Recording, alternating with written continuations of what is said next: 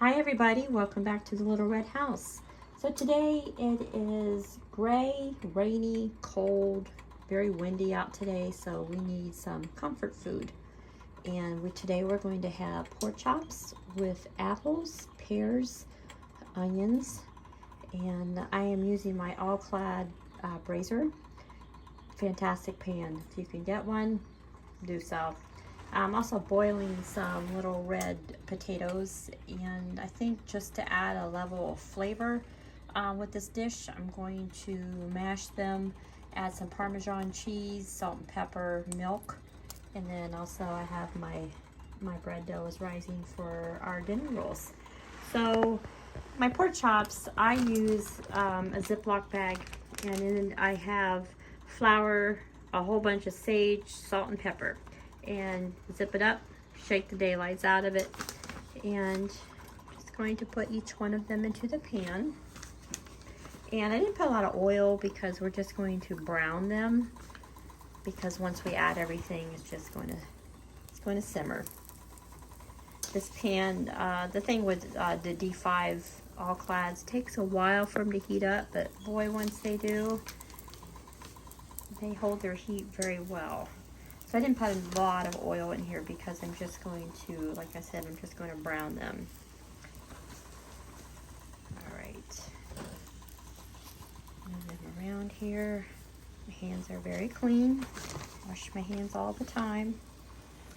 So let me show you a little trick to make things brown, crisp up when you're frying. Add a little bit of butter, so it makes them brown. So we're going to let those brown, and then I'll turn them here shortly. This whole meal, like I bought, let's see, what is there, 8 pork chops. I paid $7.57 for that pack. And to the ingredients, the potatoes and rolls, I think I'll probably have about $15 in this whole meal, and it'll last us 2 days. So, you know, not a bad deal. But while that's browning, I'm just going to add, once it does brown, my 2 apples, red apples. Slice them. I used a red pear. You can also use a Bartlett pear. And here are some of my red onions. I had bought a large bag of them, I think 5 pounds, and they were on sale, so I sliced them up. And then also some of my carrots. I know when not typically people, if they have free time on their hand, they want to slice up onions or carrots or whatever, but you know, it's so convenient. You know, I have onions anytime I need them. I also have the yellow onions as well. So once I get all this browned, we're going to add all the ingredients. It's browning up here slowly but surely. But you know, while it's browning, let me share a thought with you, because I do Walmart deliveries on the side, and I cannot tell you how many times I probably even said it out loud in the aisle, and they probably think I'm nuts, but what people buy, even if you know you have food stamps, and I'm not knocking anybody, nothing of the sorts, but you're given free money to buy food. So there's your opportunity to buy good things to eat. And I have to deliver so many processed Salisbury, God, what is even in Salisbury steak? Have you ever stood and looked at the ingredients? And the thing that caught me today was Uncrustables. And if you like them and that's your thing, no problem. That's totally up to you. But when did we stop or find it difficult to buy a loaf of bread and a jar of peanut butter and just make a peanut butter sandwich? I mean, I don't get that one. But I stood there and I was reading the ingredients in that today, and I thought there were so many preservatives and colorings, and oh, it just about made me sick. I couldn't believe it. But again, if that's your thing, not judging, it's just my personal opinion. I just can't figure it out, but I would think that it would be cheaper, maybe, to get you know, even a store brand container of peanut butter and even a store brand loaf of bread. Or, see, in my kind of warped cooking mind, you could take it one step further. You could make your own loaf of bread, and you could make your own peanut butter. If you got a food processor, get you a bag of peanuts, and it takes a little bit of time, not horrible, but, and just grind them down, and you have your own peanut butter. Now, how rewarding would that be to make your own peanut butter sandwich or pack it in your kid's lunchbox that you've made the bread and you've made the peanut butter? I mean, to me, I just find that really satisfying. But again, that's just, and I do work. I have a full-time job, and I know, you know, I am a mother and my child was young. You know, you're busy. I get it. But the time that we spend on the internet or whatever, you know, we could be doing these things for our family or just for ourselves. It's healthier.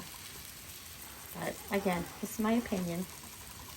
In my bag, I did put seasoning with a lot of sage. Again, it's salt, pepper, sage.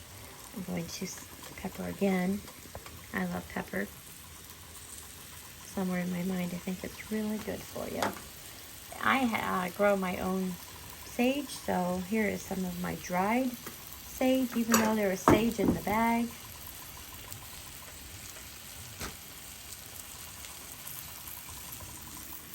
Okay, so let's start building our little dish here. We can continue letting it brown on that side.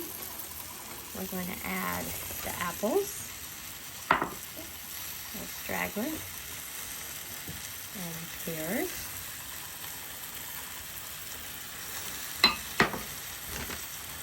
I'm going to take a big old clump of these red onions. You can use white onions. I like the color that these add. A little bit different taste. And then I'm going to add a big old handful of carrots, maybe 2. Okay, so we've got that going. Now, we're going to add chicken broth. You can use vegetable broth, don't use beef broth. I'm going to add that. So here the pan is waiting perfectly fine.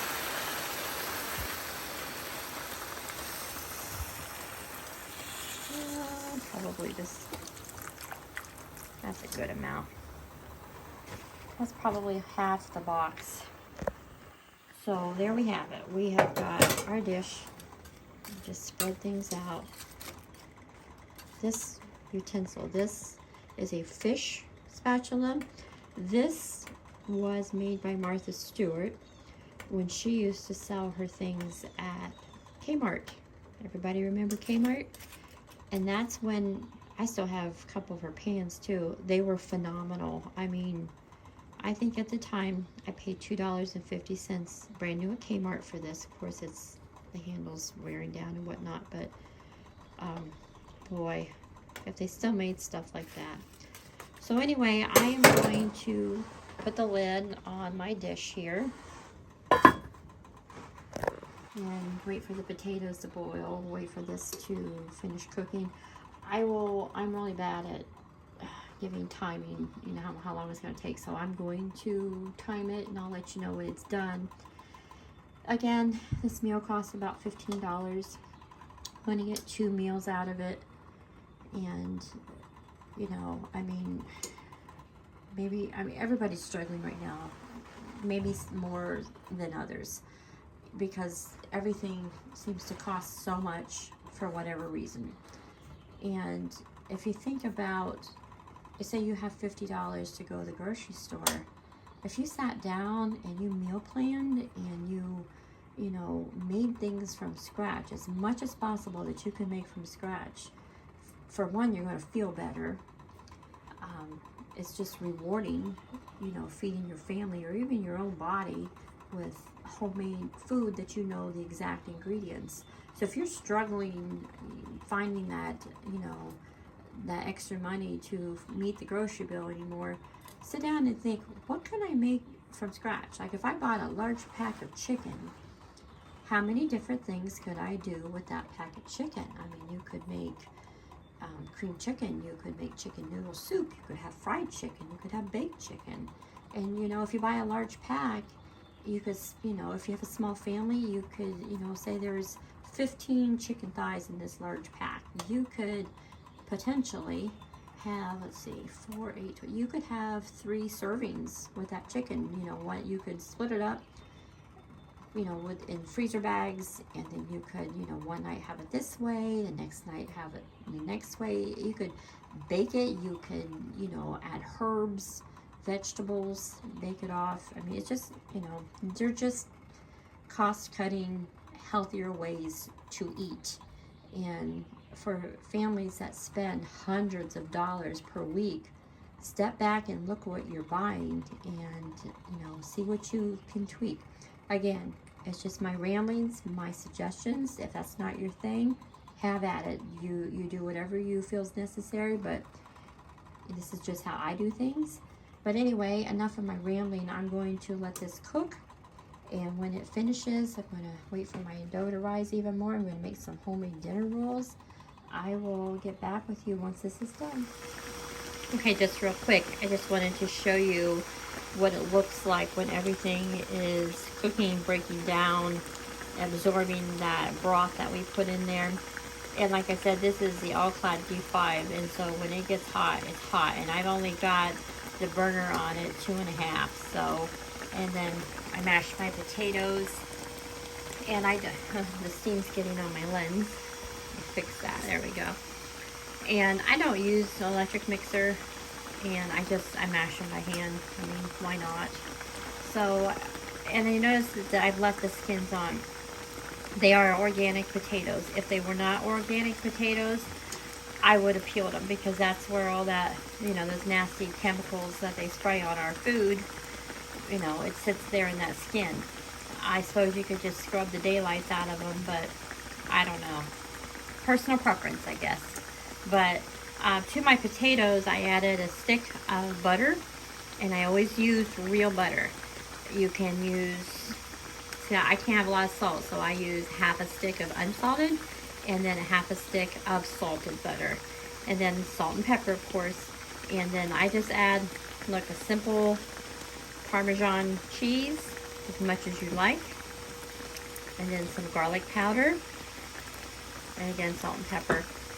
I don't give out measurements because I believe that you should use your creativity and go by what you like. And there's this cooking school in France, and I'm sorry, I don't have a good memory enough to remember what it's called, but they teach you to just think of the herbs that you like, the seasonings, as much salt and pepper that you like, whatever sounds good. Like this dish here, this is my own. I love apples and I love pears in the fall and winter. Well, excuse me, more like fall, unless you freeze apples or whatnot. But anyway, so, and I love pork chops and love sage and, you know, onion. I'm not a big fan of onions, but I know they're good for me and they do give good seasoning. You gotta get the carrots in there because they're good for you. And, you know, if you're making some sort of dish like this, you always need your protein. You need some sort of broth, whether it's beef, chicken, vegetable, or even white wine. White wine would be, if you're making a chicken dish, you put in your chicken broth, add a little bit of white wine. It would give it just a whole another flavor. It's wonderful. But this is just stuff I threw together because it all sounded good to me. And I've made it before. It's absolutely delicious. But again, this is what it looks like about halfway through the process. Just going to put my lid back on and follow up with it when it's done. Alright, so everything is complete. I did forget one important ingredient for my mashed potatoes, and that's milk, of course. And again, depends. If you want like a more of a steakhouse kind of a smashed potato thing, just add a little bit of milk. If you want it more creamier, then add more milk. And then I just cooked up some corn. Just take, you know, any brand of frozen corn that you like. Add some water, butter, salt, and pepper. And then this is our dish. The steam out of the way. One of the nice things about All Clad is you can also put these in the oven. So just to caramelize the top of it, I put it under the broiler for like 5 minutes. And so everything cooked down. Pork chops are so tender. All the vegetables, the apples, everything's so tender. And so this is what it looks like. And this is what we're going to have for dinner with our rolls. Looks like some good eating. And the sauce creates a little bit of a gravy for your potatoes. So anyway, I hope you enjoyed my recipe. And as always, I appreciate you watching. If you want to hit like and subscribe, it would be greatly appreciated. I hope everybody has a wonderful week ahead of them. Thanks so much for watching.